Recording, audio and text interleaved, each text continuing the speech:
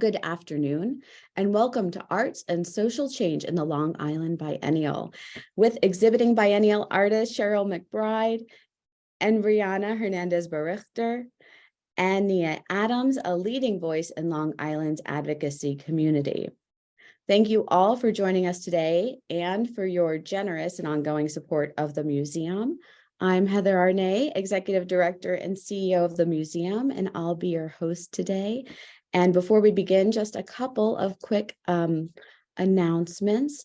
First, this session will be recorded and also closed captioning is available.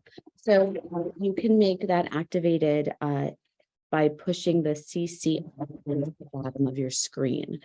And in the future, if there are other ways that we can make these programs more accessible, please let us know. I also want to be sure to share that we acknowledge that the Heckscher Museum of Art is situated on the traditional territory of the Matinecock tribal nation, whose presence continues in New York today. We acknowledge the meaning and sacredness of the land for the Matinecock and its sister tribes on Long Island. We recognize histories of land theft, violence, and erasure, as well as the continued disenfranchisement and displacement of Indigenous peoples. And we commit to building a more inclusive and equitable museum for all.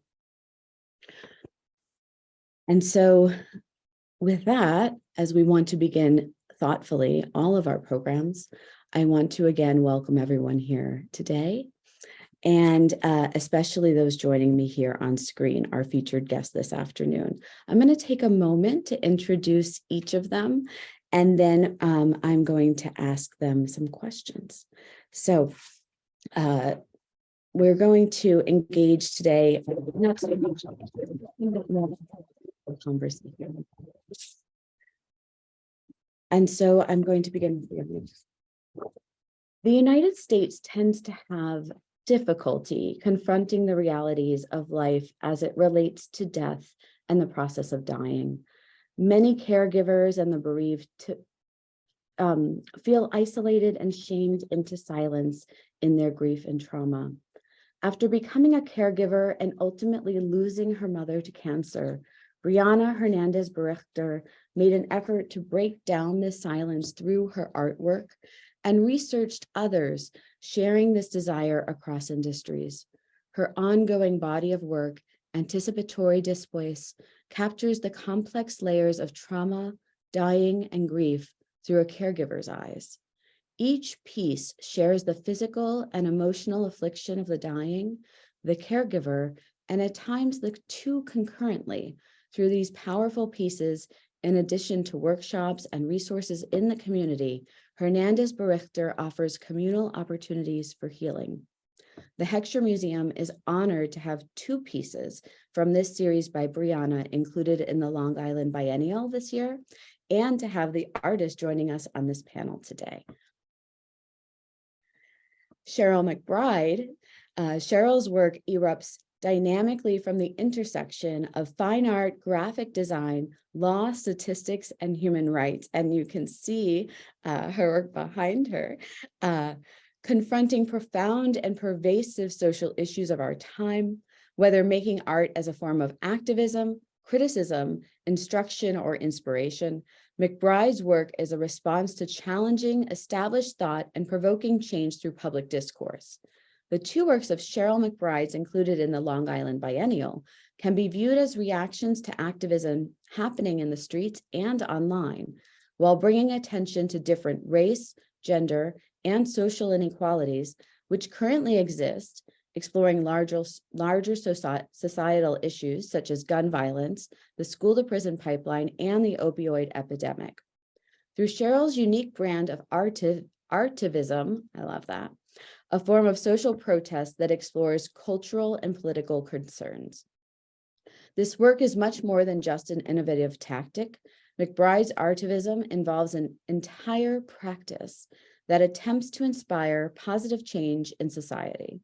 Cheryl, we are so honored to have your work included in this year's biennial and grateful to you for being here today.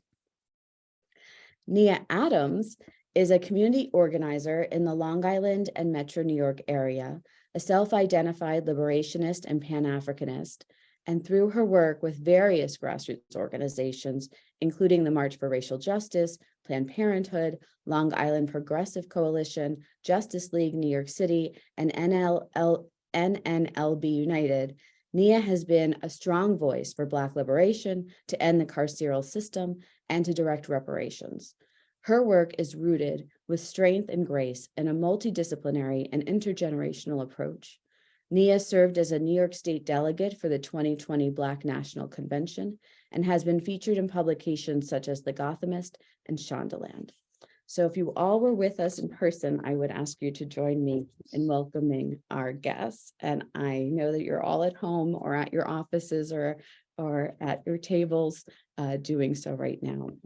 On your behalf, virtually, I will welcome them. Thank you all for being with us today. And feel free to unmute yourselves the whole time, or, I'm going to start with a question for Brianna. So Brianna, your art is deeply rooted in your practice as a death doula and healer in the community. Some members of our audience might be familiar with doulas who accompany people through birth. I myself benefited greatly from the wisdom, power, and grace of a birth doula. But some gathered today might not be as familiar with the work of doulas who help families transition through other stages of life. Can you tell us a bit about this work and how it came to inform and give birth to the Anticipatory Disvoiced series and the 2 pieces of yours included in the biennial? Of course, and thank you so much for having me. I'm excited to be on this awesome panel. And to this question, it's actually, I know there's 2 parts. I'll start with how this kind of feeds into one or the other. It actually started in reverse. I've been an artist my whole life, and I've also done a lot of curatorial work. And in both of those practices, I've worked on my own studio art and with other artists who've dealt with difficult circumstances and how they use their art to express that and find community and use it as a education. And so when I went through this life-changing experience, I knew I had to do the same, like for my own healing and also for others who definitely have a similar circumstance. And so I started the process of the series immediately upon learning my mother's terminal diagnosis. And it grew from there, especially after she passed, when the time sensitivity of caregiving had ended. I dove into the work. I started to express what was real for me in that moment, realizing all these general stats about grief and about what this experience should look like were totally off base. There are these kind of generalizations that don't really match what a lot of people individually or culturally go through.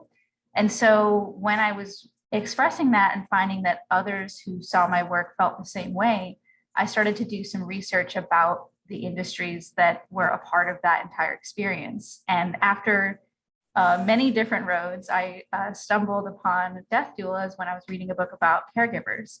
I was like, what even is this? So the work really led me to find the death doula role as a way to really bolster having the work be an entry point for other types of education.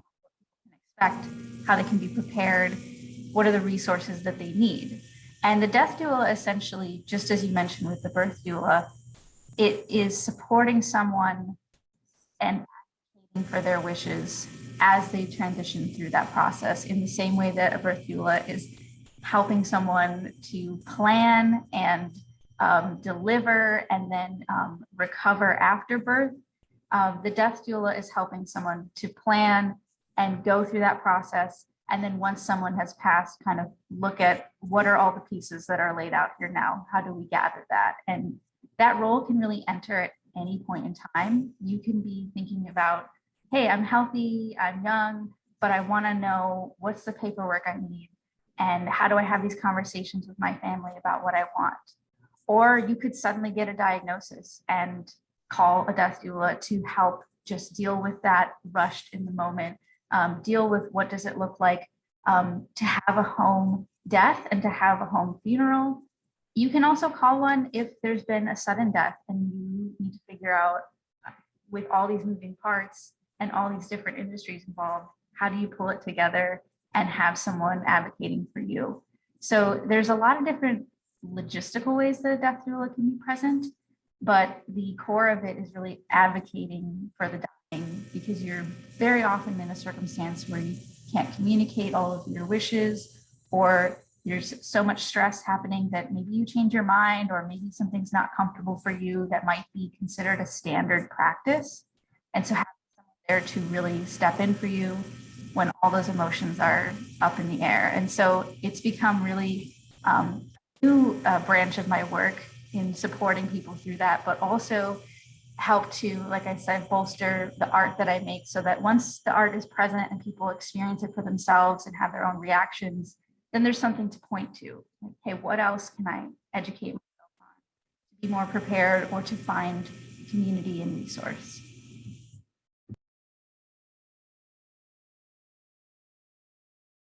It's such profound community work. It makes me think about, like, in so many ways, as we've become sort of disparate, it's like we're having to replicate our own forms of community.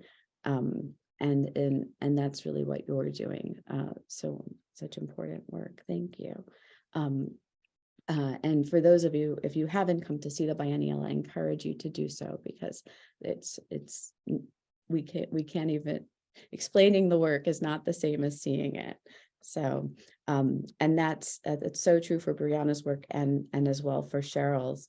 Cheryl, the Heckscher Museum of Art is fortunate to have two of your brilliant works of artivism included in the biennial this year. And each piece utilizes brilliant and innovative tactics, utilizing font and text, linguistic memory and color to bring heightened awareness to a complex and pressing social issue of our day. What inspired you to explore these methods and forms in your work?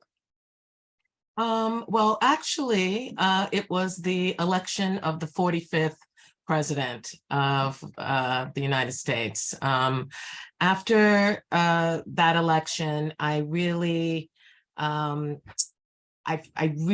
needed to, and felt I needed to, express myself in a creative way. And since I am, my profession is a graphic designer as well as an artist, and I'm also a professor of graphic design, I'm very comfortable with type. And so that's why I chose type as my form to express myself. And I also love research. Even though I tried not to be like my parents, I'm exactly like them. My father is a big researcher, and I have followed suit. And so my work is a product of my research and extrapolating data to bring forth the awareness that I want the viewer to have about certain societal issues. And unfortunately, I have a lot of material to choose from these days. I did not realize that my visualizing data had been done before with W.E.B. Du Bois, colorful charts that he used in the 1900 Paris exhibition, when he was trying to do the exact same thing, using color to bring about awareness about the Negro conditions back then. So I have done a similar thing with current issues that are happening. I also like to find data about things that I don't think people know. And I really enjoy the process of the research, because I allow the research to lead me, and I'm oftentimes very surprised at what I find. I usually use, .org or .gov sites for my, to research data. And I really enjoy the research part of it. And using color to emphasize different percentages of the data. My work also has an audio component to it. The pieces that you see behind me have to do with a child, a female students K through 12 suspension rates. So I have a voice of a little girl who is a little girl of color, reading and singing the content behind me. I am an educator at heart, and so I don't expect people to stand in front of my work and necessarily read it. I hope for that, but I also know that having a QR code and connecting it with a human voice can help and bring it alive. Even in the way that my work is shown, the fact that I use Helvetica as my font is very purposeful, because Helvetica is a ubiquitous font. And so I'm using that font to say that this societal problem is ubiquitous. The pieces behind me are aligned left, which speaks to my left-leaning politics. And some of my pieces are justified alignment with last line aligned left, and that is also very purposeful in stating how the problem that I'm highlighting is justified a lot of times, but the last line aligned left, of course, speaks to my left-leaning politics.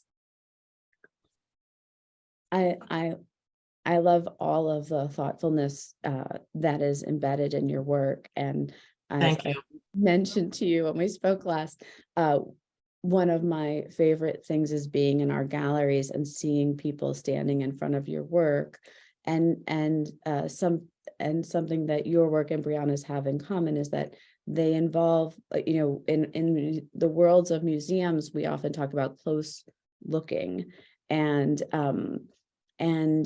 both of your pieces engage people, pull them in to do just that, to closely look.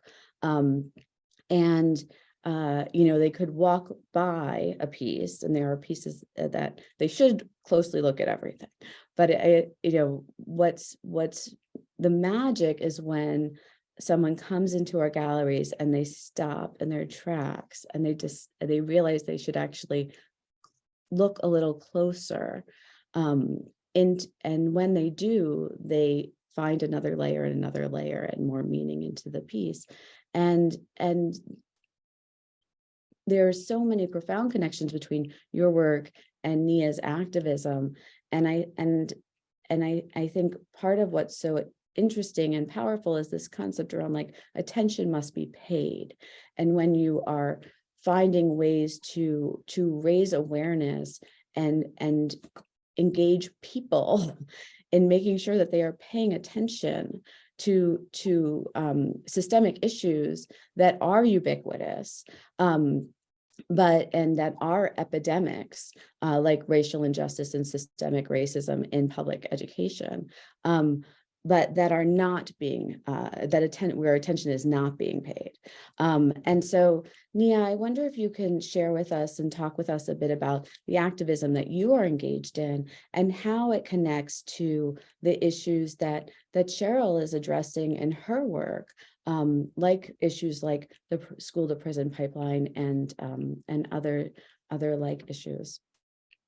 Absolutely. So hello, everybody. My name is Nia, she, her. Before I jump into that, I just want to acknowledge that I'm calling in from occupied Matinecock land as well. And if you want to be in actionable relation with Indigenous peoples here on Long Island, to go follow the Warriors of the Sunrise on Instagram on how you can be in solidarity with the Shinnecock Nation and other First Nations peoples here on Long Island.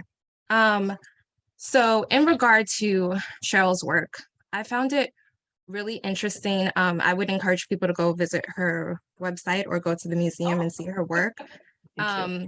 So it uses the Pledge of Allegiance, right? Format kind of, which is something that we as a nation are indoctrinated with.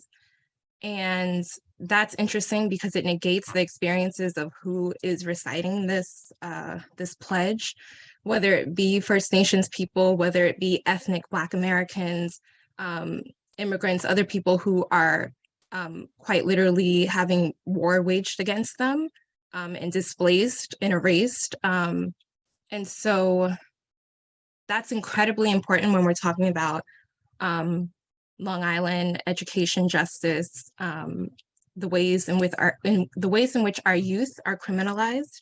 And so just to throw some facts to the type of activism that goes hand in hand with that is of like the top 15 highest need school districts in the state of New York, 10 of them are on Long Island. They're 80% more Black and or Latinx, Latin. There is a distinct need to acknowledge the criminalization, whether it's school to prison, school to deportation pipeline. There are people working on these items regarding, at first it was the Campaign for Fiscal Equity, the Coalition of the Underfunded, what was the other stuff? In any case, the solutions, not suspensions, kind of legislative package, which would be looking at ending suspensions K through 3, having more counselors, not cops, and investing in restorative justice practices. Because what we have seen statistically is that school resource officers being put into schools actually heightens criminalization of students. It takes away the disciplinary action from administration directly into the hands of law enforcement. And this is not beneficial to our youth, our children, or our communities. And I would also emphasize looking at items of culturally responsive education, because here on Long Island, which is, I don't know what the standing is now, but at one point a couple of years ago, Long Island was the 3rd most segregated region in the country in both means of socioeconomics and race.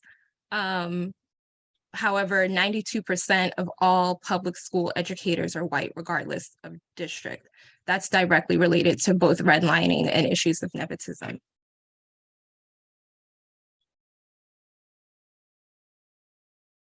We can have a whole panel to talk about, and we can have more panels to talk about our public education system, which I know we're all very passionate about.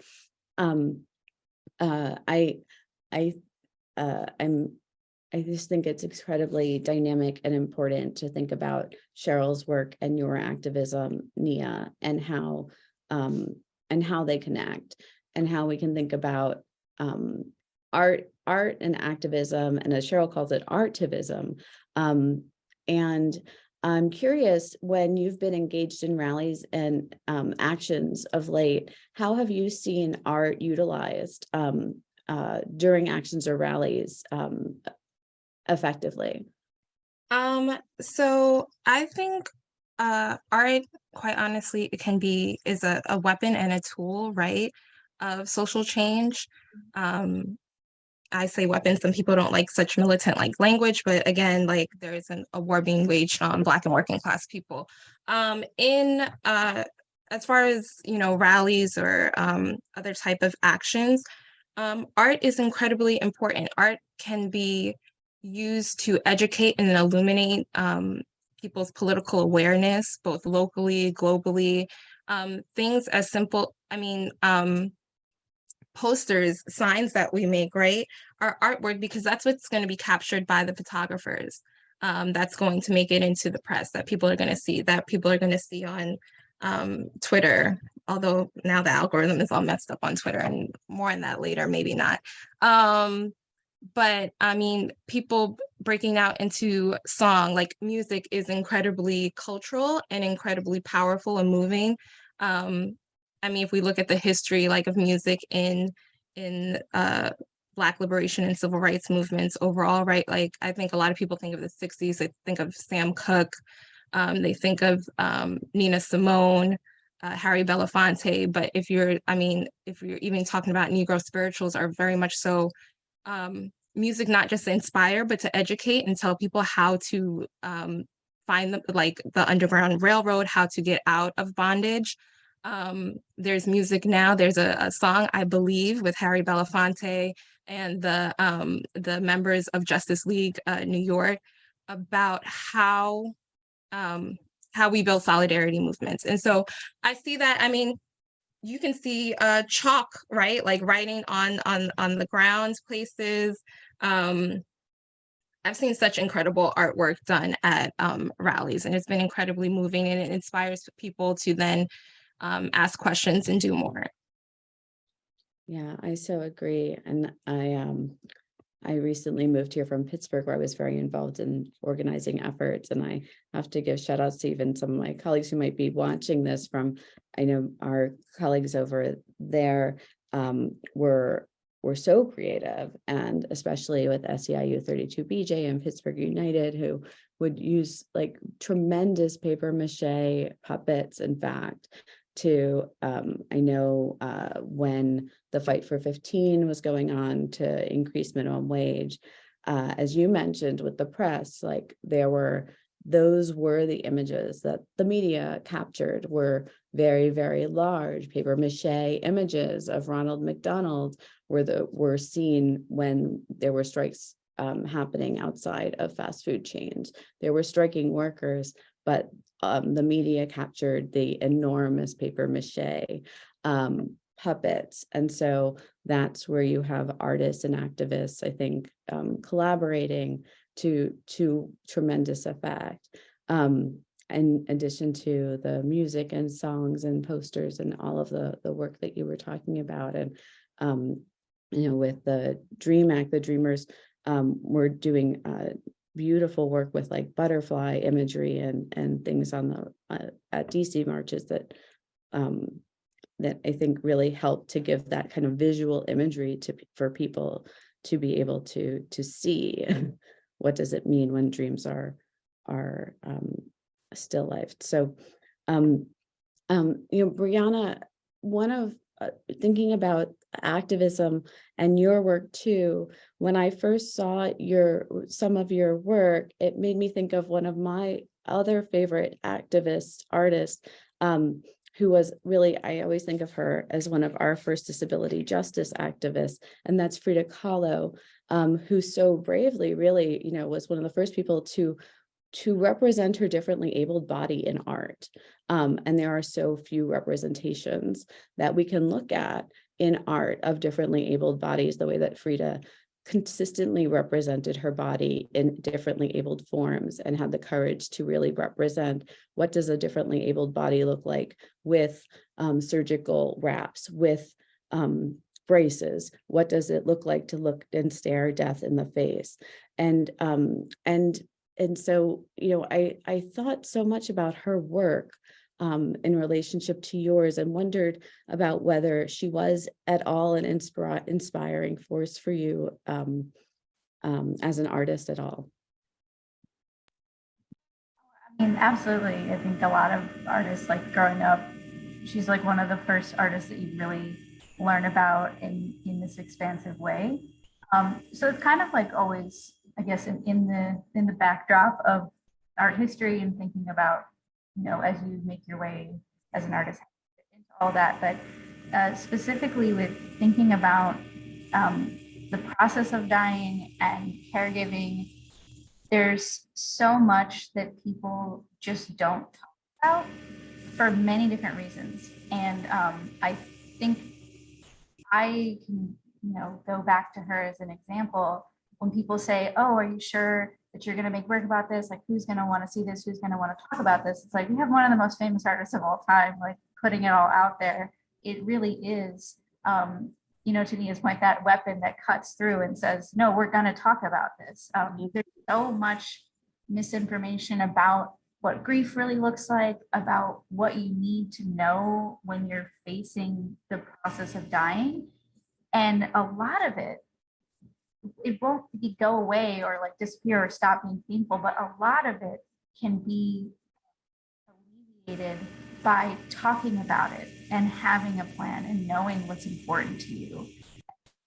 Like having that work be that really raw, honest, front-facing piece that gives people permission to have conversations. I meet a lot of people in the galleries when I'm showing work at various places that they come up to me and they're like, I feel like I've never been able to talk about this before, or that I'm not supposed to, but now I feel like I can a little, even just either to me or to think about it with themselves, or they'll see one of my works representing like a very particular experience I went through, and they're like, I went through something very similar, and I feel like if I were to do this, I would do it this way, and that would help, with my situation. So I think it's artists like that who just put it out there, and let you take what you will, really have, a chance to change someone's heart, to change someone's mind. And so it's a great connection, because for me, across all of the things that are involved with the experience, you can look at the statistics of like how often certain things will go wrong depending on your background, depending on where you're located, depending on the like, let's say the hospice facilities that are nearby you, of all the things that can go right or wrong in that process, of all the things that can go into actually dealing with a funeral and body disposition. It's the underlying thing is just being able to have an honest conversation, dealing with it's not this entire taboo. And so for me, that really is the main focus of the work, is breaking down that stigma by just putting it out there. I love, and it's so true, it's so true about, putting it out there and putting it all out there and breaking down stigma, and then hope, and then the sort of hopeful ripple effect that will give others the ability to feel less stigma and use their voice. It's, it's interesting with Kahlo too, because unfortunately the mainstream that their sense of her are these self face portraits that have been sold, really commercialized, which is so unfortunate, because the majority of her work, and the work that you're talking about, Brianna, and that I'm talking about, is more like Henry Ford Hospital, which is like a piece which is about miscarriage, which there are still in this day in 2023, I can count on one hand the number of pieces in the fine art world that are of miscarriage. She, is really, I believe, I will challenge I would love a curator to challenge me on this. I believe she is the first artist to show vaginal blood in a painting. She, was so brave because she was putting blood out there. She was showing a hospital bed. She was showing grief, and nothing pretty about it, and over and over again in her paintings. Even in Tree of Hope, Remain Strong, where she's trying to encourage herself to remain strong through incredible agony and critical illness. She's still showing, what it is like to live with critical illness and multiple surgeries and multiple miscarriages, and the kinds of things that very few people, I think, ever had the courage to put out in their art. And that's only one part, right, of what she was putting out there, separate from other paintings that also were sort of taking on capitalism and other parts of her courageous story. So I will just add as just to encourage folks that if you've only seen Frida Kahlo's work of her, yes, beautiful face, go look for her other paintings, and you will discover also an activist painter. But back to activist painters, Cheryl, what are you working on now? Oh, wait. I am currently working on a piece about Asian hate and the recent violent attacks towards Asian women, in particular. I'm using for the content of that piece, which is going to be a diptych, the 1882 Chinese Exclusionary Act, which prohibit all immigration of Chinese laborers for 10 years. So that Exclusionary Act was the first time that the US government excluded people by race. And really, really powerful. And I'm doing it in English and in Mandarin. And I'm also going to have, for the English part, I had an Asian woman who lived in New York. Actually, it's my sister's sister-in-law. And she was afraid to leave her house during that time. And I was trying to help her put together a disguise to disguise herself so that she could go get groceries for her family. Yeah, just horrible. So, and then I was able to find a student who also could speak Mandarin. And so the Chinese Exclusionary Act is pretty extensive. So half in English and the rest of it in Mandarin. And again, wanting to educate the public that, Chinese, the 45th, and what he said about Chinese people was not the first time that this country turned on Chinese, people. It was just the next time. And as we all, know that Asians are considered the model minority.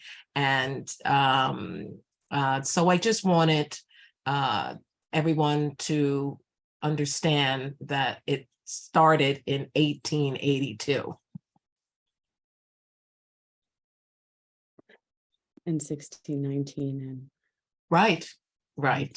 And these 1492. and 1492 and US is based all on race exclusion. all the points of contact, colonial contact, right? Yes, sad, lots of terror points. How do you all think art can help spur social change, right? Like, so we're here today, we're talking about art and social change. You're all doing this work every day. What do you hope attendees will do after seeing your art, or Brianna and Cheryl, or Nia? What do you hope someone will do after attending an action you've organized? What actions do you hope they'll take inspired by your work? And I'd love you each to just take a moment and answer that question, and whoever wants to go first.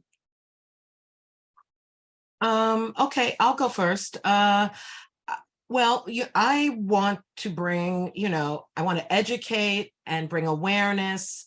Once you know something, like, you can't unknow it. And so I use type and color to bring into conversation about difficult subject matter. And so oftentimes, if the visual is so off-putting that it might, recoil the viewer from looking at it, that's what I want to, as you talked about, Heather, about, engagement and really, seeing, and that before they realize that they're getting educated and made aware, right, they're in. So You brought them before they realized it. Right. Before they walk by and say, oh, I don't want to talk about that again. And so, yeah, I hope awareness brings action to it. But, I believe, just like Nina Simone said, it's the artist's duty to reflect the times in which we live.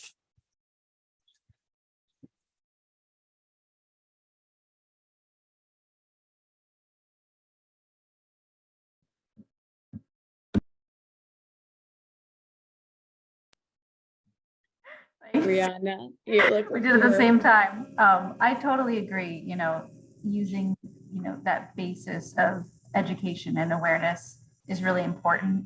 A lot of the work that I do, it ranges on the general topic of death. And so depending on the person, depending on which series, it might vary. Some are much more focused on emotions and experience of grief. Some are focused on caregiving. Some are focused on these larger societal ways that we handle death. And so depending on the work, that can shift, but the core of it for me started with feeling like, why is my experience of grief so different from everything I've heard it's supposed to be, and putting it out there and having other people say that they feel seen and heard, and just knowing that someone else understands that. So that's a core of it for me, is like anyone who's been through similar experience to feel that little piece of connection and feeling less alone in that. The education is a really big part of it, because for a lot of people who haven't experienced grief yet, they can maybe be a bit more empathetic to those around them that are going through that, and prepare themselves so that it's not this huge shock of what it's actually like.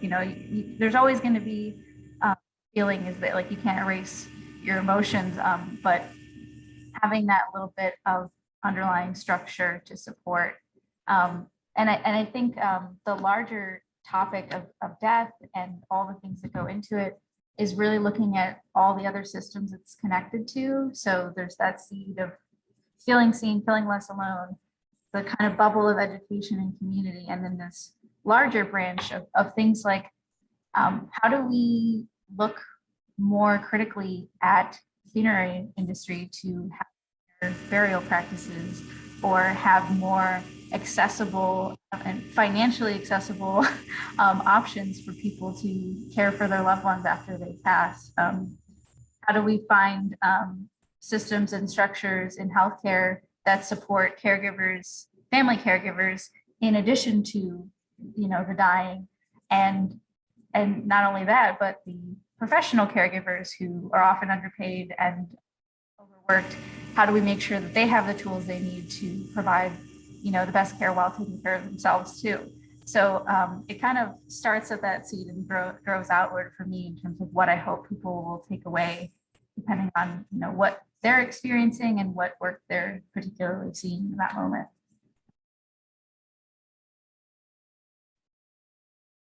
And Nia? Sure. So after someone leaves a rally or an action, what have you, I'm hoping that they're going home to have uncomfortable conversations with themselves and with their loved ones about decolonizing, about understanding that these kind of ailments in our society are like literally bred into the system. And so in order to undo that, we would have to completely reimagine and change the ways that we live, right? Like we need a radical shift in mindset and power. I would tell people to stay engaged, join a cause, join an organization, and that rallies really aren't the work. Organizing is not fun or sexy. It's very time consuming. It's a lot of one-on-one discussions with people, phone calls, at this point, Google Docs and things of that nature.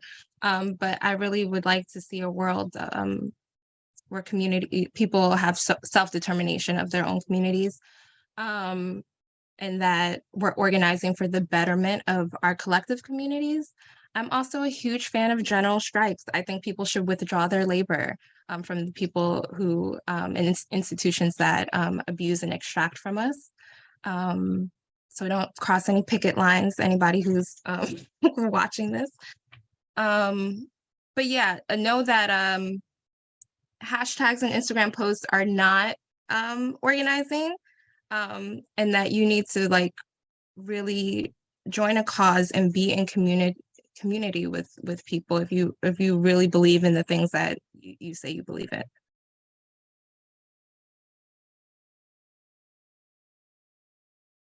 Yeah, the rallies are only a part of the work. That is absolutely true. I want to take some questions from the folks who are here with us in the virtual universe. We have one or two, but I want to remind folks that if you have a question, please type it into the Q&A box, and then our staff will be sending them our way. So the first one is from Daniel, who I know out there. So hello. And Daniel asks, are there opportunities for youth to make a societal impact through art in their schools to raise awareness of inequality and social injustice? If so, how? And then he also says, thank you for organizing this. I appreciate all of you. So does anyone have anything they'd like to share with Daniel around opportunities in schools or to work with young people out of schools around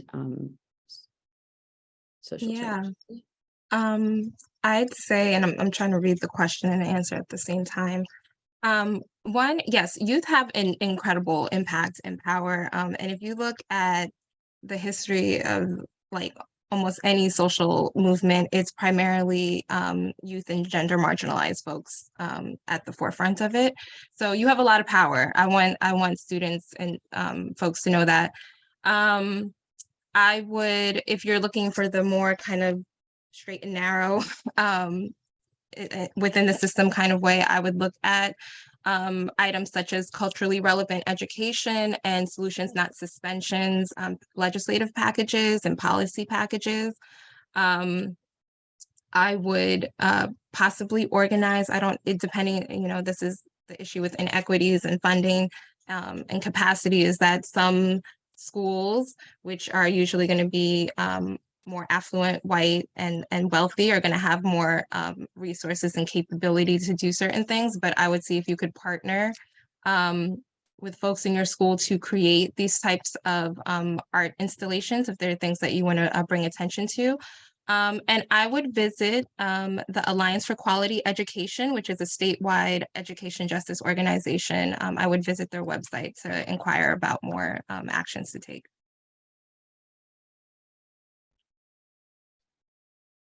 Those are great recommendations. Cheryl, I saw you unmute, so I just want to make sure if you had something to share that you have an opportunity to do so. No, I agree with everything that Nia just said, and I am a professor at a college, so I encourage my students also to stand up and have their voice, and also to use art as and graphic design as to spread the news and to try to affect change. When the pandemic was about to hit, my college had no posters up. I was like, where's the information that's supposed to protect us? And so I had my students design posters that talked about how to protect yourself. So that was just one of the many ways. And I try to infuse that into my courses so that they get used to like using their graphic skills for good.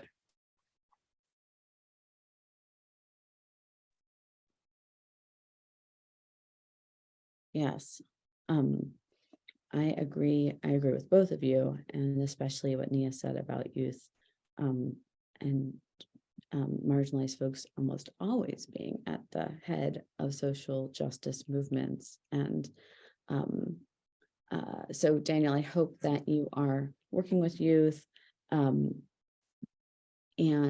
I see there's some chatterbox activity in our Q&A, and that's okay, because that's movement building. So we're all in support of that, of folks connecting. I see Peter's maybe not ask a question, but something he mentioned, which is talked about, that it's not just artist jobs to reflect times that we live in, but also often some artists are involved in reflecting the times in which we wish we lived in, and so that is we sometimes see that reflected in art too. I was trying to think, Peter, if I could think of an example of that in the biennial. I don't know, Cheryl or Brianna, if there's a piece that comes to mind of that.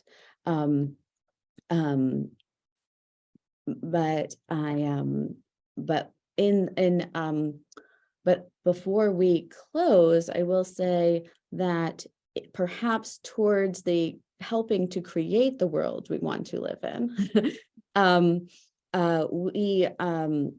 we can say that, as far as putting our words towards action, we know that, in the country we live in, a lot of the action, a lot of the ways that we can create change is through policy action. In Long Island right now, the Nantucket Indian Nation is still working to achieve federal recognition, which is incredibly important in order to receive the rightful benefits that are owed to them. And so that there is information at the Heckscher Museum's website around several different kinds of bipartisan legislation you can go and help support in order to help that effort. We are in support of our Indigenous brothers and sisters who are working very hard to achieve that. There's also several other pieces of policy action that you can help take action to support. And you can find information about that again on our website and others as well. So we do encourage you to try to take action around any issue that is important to you. Nia, Cheryl, and Brianna, I also want to give you an opportunity before we close, if there is an organization, website, anything that you'd like to give folks just an opportunity, and it'll, since this is being closed captioned and the transcription will be captured, so we can get those URLs to folks too as a resource. So feel free to recommend. Well, my website is CherylMcBrideArt.com. I worked with a lovely woman of color who helped build my site, and I'm very, very happy with it. And of course, it'll be growing as I do more work. So check it out. I also have merch. I have coffee mugs and T-shirts and towels and things like that. So check that out also. Thanks. This has been a real pleasure. Thank you so much, Heather, and the Heckscher. Yes, thank you. And I want to give a shout out. Thank you to, I think, who's doing the tech support for us on the back end. And I know there was a question about what political organizations folks should get involved with in Long Island. So I would plug a couple. I previously worked for the Long Island Progressive Coalition. There are some really dope organizers there. I would look at the Party for Socialism, PSL and Liberation. I would look at, depending, on issues that you're interested in or involved with, New Hour for Women and Children, the Long Island Social Justice Action Network, New York Communities for Change, BLARG, which is the Brookhaven Landfills Action and remediation group. I can't say words. And also that depending on what kind of activism that you want to get involved with or advocacy, that the Working Families Party Nassau County Committee is relaunching, rebranding, and they will be having a launch Thursday evening virtually. And thank you for dropping the socials and other things in the chat. So if people have questions, they can follow up on that end. Thank you again for having me. As you mentioned, the socials are down in there. So if you want to find me in my website, that's there. But on the topic of death and advocacy around death and dying, I would say to check out the Graves Protection Warrior Society. They're part of the Nia Land Trust, a group of Shinnecock folks who are working to protect grave sites from being disturbed in the future, and to also restore as much as possible ones that have already been disturbed on Long Island. So go out and support them, because they're doing really beautiful work to honor the dead and protect that for future generations. And then on a related note, in terms of the land that a lot of people are buried in and protected through the Shinnecock kelp farmers, they do really great work in Hampton Bays to restore the bay with sugar kelp. And they're a really amazing group. Again, Shinnecock women who are all intergenerational, and they're just passionately moving forward to protect the water for everybody, and to, hopefully restore some of the current damage that's been done. And then I have to give a shout out to Ma's House. So my partner, Jeremy Dennis, founded Ma's House, and he and I run the space together. And we had just reopened our call for artists. So it's a BIPOC artist residency and gallery space on the Shinnecock Nation. And we have open call for residency and also the gallery space. So if you're looking for some cool art opportunities, come check us out. Yes, I would be delinquent if I did not mention that Jeremy is part of our permanent collection. And we're also all very excited about Courtney Leonard's solo retrospective, which will be opening in just a few months here. So we're all very excited about that too here at the Heckscher. I want to thank all of you for coming today, and I especially want to thank our panelists, Cheryl and Brianna and Nia, and Jess Cox, who is our little square there, but who's been helping us with rehearsals, to all the technical side, and also Justice Bennett, our curatorial associate, who helped us connect with a lot of our panelists, and just wanted to thank all of our Heckscher staff who work so hard every day. And hope that you will join us again in a future community engagement program. And you can find out more about those at the Heckscher website and on our social media channels. And thank you again so much to all of you. And I hope that everyone stays well and has a good afternoon. Thank you. Thank you.